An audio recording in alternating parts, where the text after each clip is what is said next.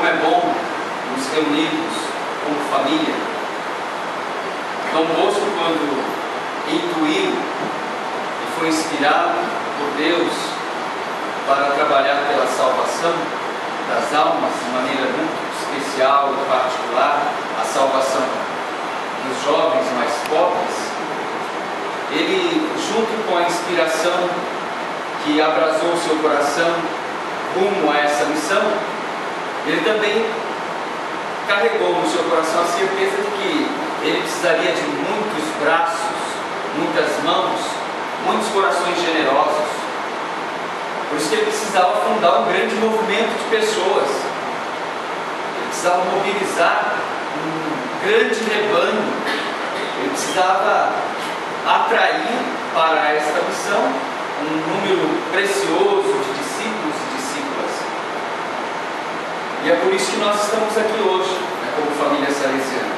Os primeiros grupos fundados por Dom Bosco, hoje se traduziram em tantos outros grupos espalhados pelo mundo inteiro, todos nós na mesma missão de Jesus, na mesma missão de Dom Bosco, de sermos apóstolos da ressurreição. Essa é a nossa missão: anunciar a vida verdadeira, trabalhar pela vida verdadeira, trabalhar pela salvação de todos. Como família salesiana, isso deve preencher o nosso coração de alegria e, ao mesmo tempo, nos comprometer cada vez mais com o ensinamento do Evangelho. Porque nós sabemos quanto Dom Bosco é um santo pascal. Eu queria aqui só recordar os salesianos consagrados aqui, os futuros padres e os irmãos já irmãos salesianos sabem, eu comentei isso há um tempo atrás. Nós sabemos que Dom Bosco é um santo pascal mesmo, por muitos motivos, eu quero lembrar alguns. Primeiro, quando Dom Bosco começou a sua missão, ele viveu um verdadeiro êxodo com os seus jovens, porque ele não tinha nem espaço para trabalhar com os seus jovens. Então ele precisou passar de um lugar para outro para tentar oferecer catequese, comunicar o Evangelho, ministrar os sacramentos. Ele viveu um verdadeiro êxodo, uma verdadeira experiência pascal. No dia que ele consegue um espaço fixo, é dia de Páscoa. É dia de Páscoa. Depois, Dom Bosco, com o testemunho que ele deu de amor da juventude, doação total, o Papa Pio XI o declarou santo em 1934. E vocês sabem, foi o único santo a ser canonizado em dia de Páscoa. Na história da igreja, nenhum outro santo. Domingo de Páscoa, 1º de abril de 1934, o Papa Pio XI proclama Dom Bosco santo. Para nós, família salesiana, cujo pai é o próprio Dom Bosco, isso aqui é significativo, porque a santidade de Dom Bosco está profundamente ligada ao mistério pascal. Ao mistério pascal. De tal forma que com Dom Bosco nós somos chamados a anunciar o Evangelho da vida, sermos apóstolos da ressurreição, para suscitar um verdadeiro caminho de santidade, como Dom Bosco fez. Convidar tantas as pessoas a viver o caminho da santidade para testemunhar a vida verdadeira, o mistério da ressurreição de Jesus. Mas não é fácil esse caminho nosso, não é simples não. Eu gostaria de contar uma história que aconteceu comigo, que nos ajuda a entender também um pouco um elemento do Evangelho que nós ouvimos hoje.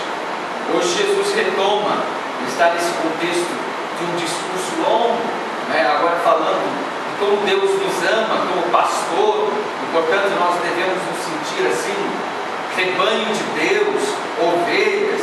E Jesus no Evangelho, ele faz um questionamento, na verdade ele acusa os seus discípulos dizendo assim: vocês não são ovelhas de Deus, parece que vocês não fazem parte desse rebanho, porque falta fé, parece que vocês não são de fato rebanho de Deus, ovelhas. E Jesus chama essa atenção.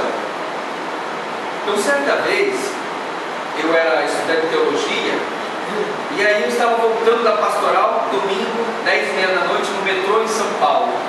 O vagão estava noturno, não estava muito cheio, poucas pessoas ali. Eu estava sentada, sentado com a cruz que eu sempre carrego no peito, a cruz salesiana. E daqui a pouco entra um jovem no vagão, e como é muito comum em São Paulo, ele faz uma abordagem para as pessoas, chamando a atenção de quem está lá. Então ele disse assim: olha gente, desculpem interromper vocês, é domingo, 10h30 da noite, desculpa, mas eu preciso dizer uma coisa. Eu já imaginei que ele ia vender algo, porque em São Paulo é muito comum vender, esses vendedores nos vagões de metrô. E ele chamou a atenção de todo mundo. Pois eu preciso dizer uma coisa muito importante para vocês. Um minutinho só da atenção, aquele silêncio. Ele começou a dizer: eu já matei 3 pessoas, eu já espanquei meu pai, eu já fumei crack, cocaína já cheirei.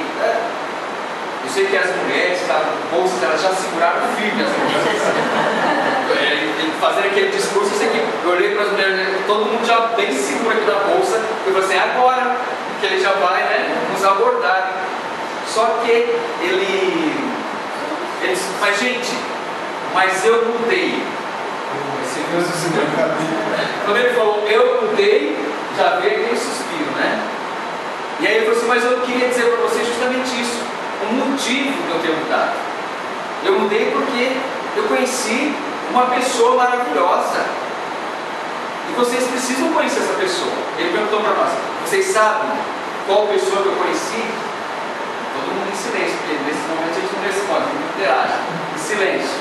E ele disse assim: eu conheci Jesus Cristo. Eu falei: nossa, jovem, que coisa mais linda.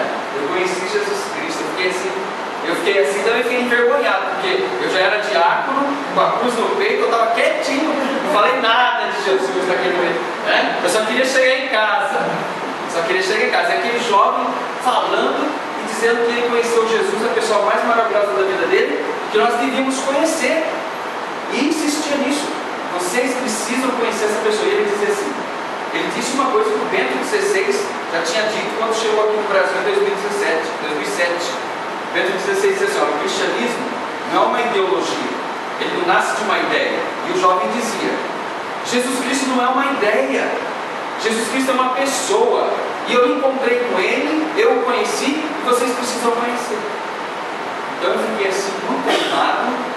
E aí ele concluiu, ele disse assim: então para quem quiser encontrar Jesus Cristo, é muito fácil. Eu já fiquei mais animado, porque eu lembrava de Dom Bosco falando para Domingos Sávio e seus jovens sobre a santidade, quanto que é fácil. E o jovem: é muito fácil encontrar Jesus Cristo. E eu esperando a resposta. E ele disse: basta vocês procurarem uma igreja evangélica. Eu falei: estava indo tão bem.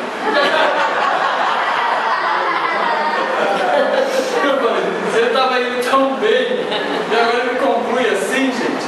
Claro que ele tem razão, né? Claro que ele tem razão. Na igreja onde 2 ou 3 estiverem reunidos em meu nome, aí eu estarei. O próprio Jesus já disse isso, e eu não tenho dúvida nenhuma.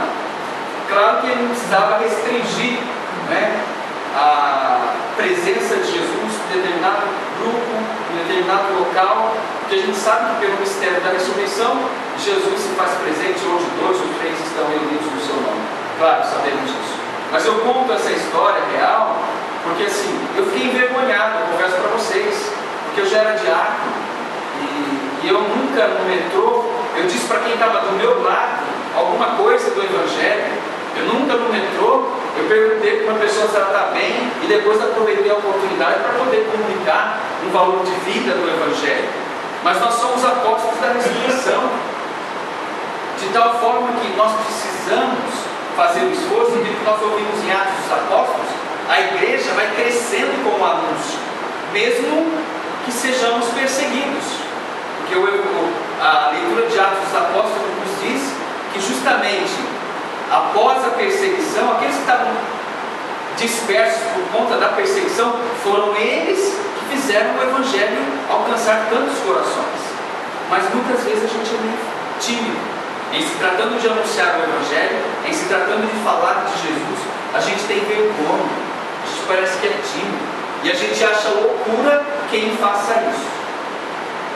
E não deveria ser assim. O Padre Zezinho tem uma canção, que eu vou só recordar o refrão, que me marca muito, porque é provocante. Ele diz assim: Jesus Cristo me deixou inquieto com as palavras que ele proferiu. Nunca mais eu pude olhar o mundo sem sentir aquilo que Jesus sentiu. Jesus Cristo nos deixa inquietos. Nós ouvimos o Evangelho: aqueles que são meu rebanho, as minhas ovelhas, ouvem a minha voz, eu as conheço e elas me seguem. Nós ouvimos a voz de Jesus constantemente, na liturgia, no encontro com os irmãos, na leitura orante da palavra, na oração pessoal. Constantemente o cristão está ouvindo a voz de Jesus. Agora a gente precisa se inquietar. A gente precisa se inquietar, tal como Maria se inquietou. O anjo disse para ela: olha, você vai ficar grávida, vai ser mãe do Filho de Deus. Ela ficou inquieta. Como assim? Como assim? Ela não duvidou? A palavra de Deus que caiu no seu coração a inquietou, e a inquietação preparou o coração dela para, na liberdade, ela também dizer: então, faça-se. Eis-me aqui, eu me coloco a serviço de Deus. A inquietação da escuta atenta da palavra nos coloca a serviço. Então esse que é o convite que eu gostaria de fazer para todos nós nessa noite. Que de fato não esqueçamos que nós somos rebanho de Deus, discípulos e apóstolos da ressurreição, discípulos para ouvir a voz do pastor atentamente e nos sentir assim inquietados, apóstolos da ressurreição para, mesmo com as dificuldades, com as perseguições, com os limites que cada um traz, nós sejamos ousados em comunicar o Evangelho da vida para todas as pessoas. Foi assim que Dom Bosco viveu. Dom Bosco foi até a temeridade, dizem as nossas constituições. Fez de tudo para poder anunciar o Evangelho da vida para os seus jovens e para todas as pessoas. Como família salesiana, nós devemos carregar esse traço da espiritualidade pascal, que é anunciar Jesus a todas as pessoas, sem vergonha, para além das dificuldades.